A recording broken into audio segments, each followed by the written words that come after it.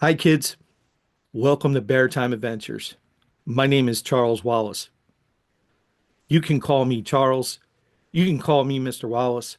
Or, if you want, like my own kids call me, you can call me Bear.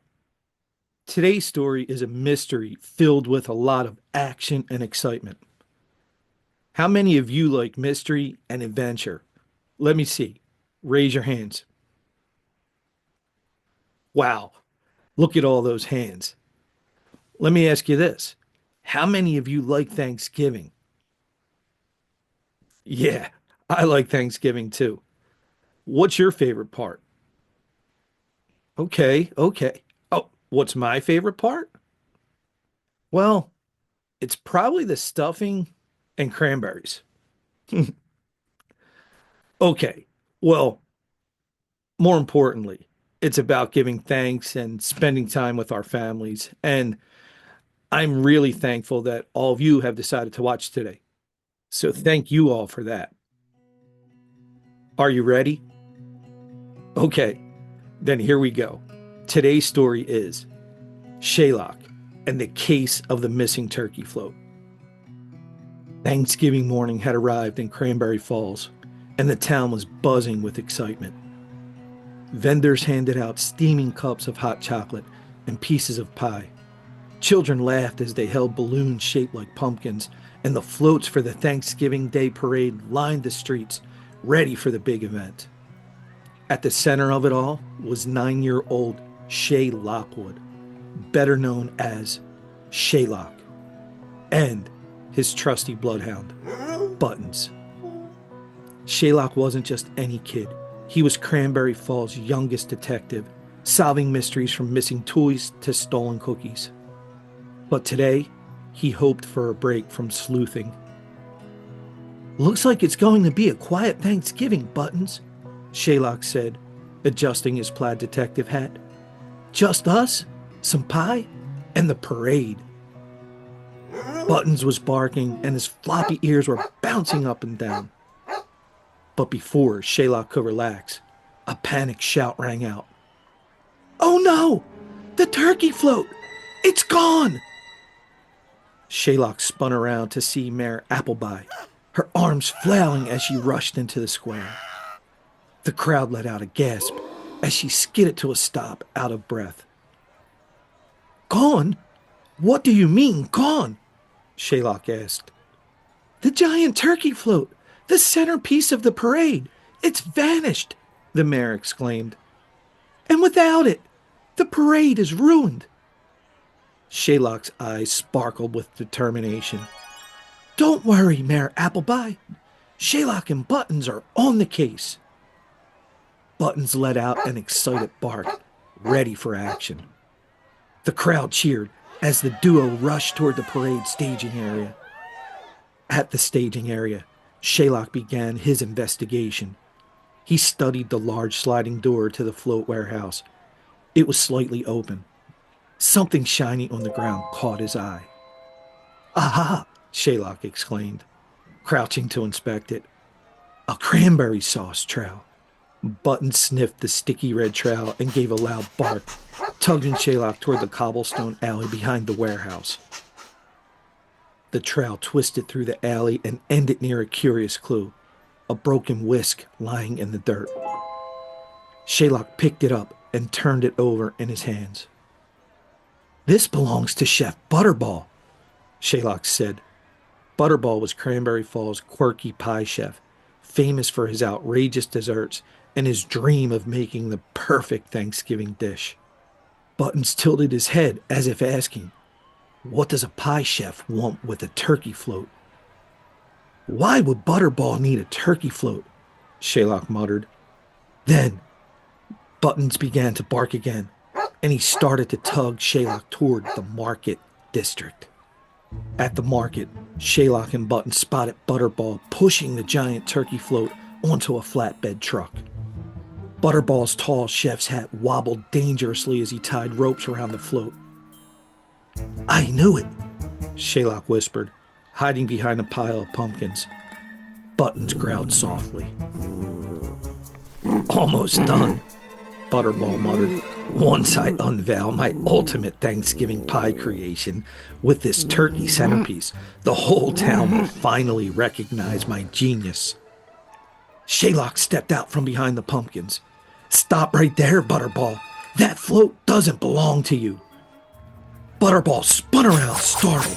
Shaylock, what are you doing here?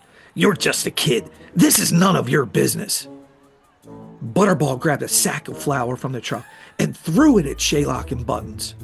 The sack exploded open in a cloud of white, covering Shaylock and Buttons in a floury cloud. After him, Buttons, Shaylock coughed, waving the flour away. Buttons barked and darted after the truck as Butterball climbed into the driver's seat and sped off. The chase led right into the parade route, where floats and performers were lining up. Butterball's truck swerved through the chaos, leaving a trail of dust and startled onlookers. Shaylock spotted a large tricycle leaning against a lamppost, and he hopped on, pedaling furiously. "Stop that truck!" he shouted. Buttons went through the parade, darting under the legs of a man on stilts and jumping over a pile of spilled apples. The crowd was clapping and cheering for the brave bloodhound. Up ahead, Shaylock saw a hay-filled float rolling toward Butterball's truck. He pedaled as fast as he could, using the tricycle to launch himself onto the float. On the float, Shaylock could see Butterball swerving toward the town square. "Buttons, head him off at the fountain!" Shaylock yelled. Buttons barked and took a shortcut through the crowd. Meanwhile, Shaylock prepared for the leap of his life. As Butterball's truck roared past, Shaylock jumped from the float onto the flatbed, landing with a thud. "Get off my truck!" Butterball yelled, swerving, trying to shake Shaylock off. "Not until you stop!" Shaylock shouted back, gripping the edge of the float. Butterball grabbed a pie tin and flung it like a frisbee. It zipped past Shaylock, narrowly missing his hat. "This float is my masterpiece!" Butterball cried. "And Thanksgiving is about sharing, not stealing!" Shaylock yelled.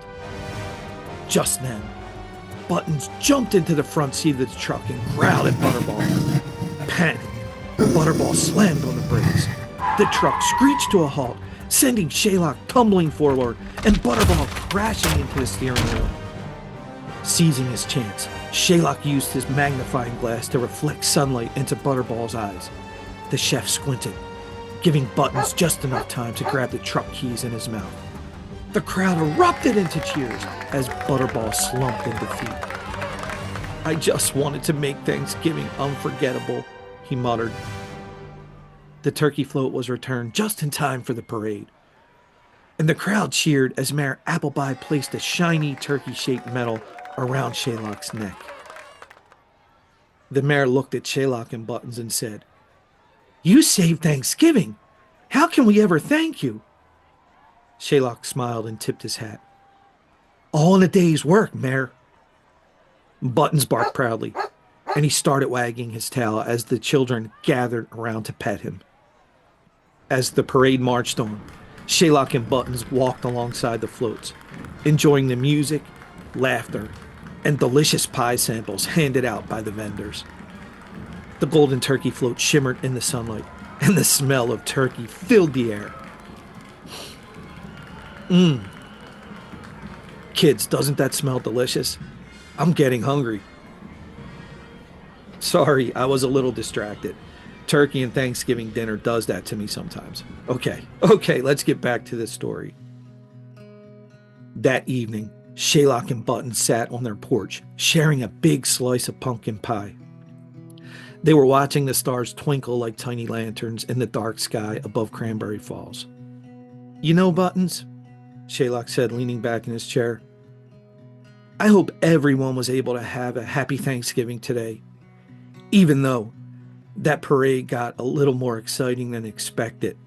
Shaylock let out a laugh, and Buttons gave the happiest bark as he started to lick the whipped cream off his nose.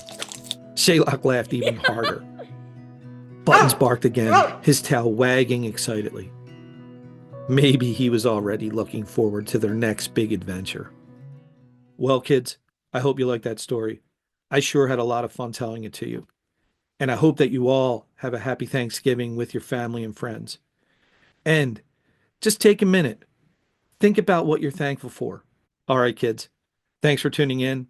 And be sure to watch next week for more Bear Time Adventures.